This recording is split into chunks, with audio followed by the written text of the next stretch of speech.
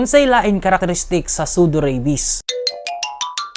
Ang pinaka-main maigo ani kay ang mga baboy. Ug kaya mo puyo sa virus na usahay dili na magpakita og mga simptomas. Kasagaran maapektuhan ani kaning mga bata na baboy below 7 days old. 100% ang ilahang mortality rate kay ang central nervous system man ang naapektuhan ani. Ug gapangurog na dayon ug mura nagnapatol. Tapos kaning mga ilutas na ang maapektuhan ani ang ilahang mga baga. Ug dili na mo function ang mo protekta sa baga. Permi pud nato makita ang ilahang pagbahing or maglisod og hinga. Ang ubang baboy na dako na, ang kasagaran simptomas, magniwang sila. Gamay na lang ang mortality rate kay moabot ra mag 1 to 2%. Direta sa mga hayop na dili baboy. Ang ilahang mga simptomas kay paspas kaayo na pagkamatay, grabe ang pangatol sa specific area. Gatuyok-tuyok, maparalyze, maghilanat ug mamoblema pud sa baga. Ang usual na replication sa virus didto sa lymphatic system. Kay mao man ay musala sa mga foreign bodies na nisulod sa lawas. Tapos mo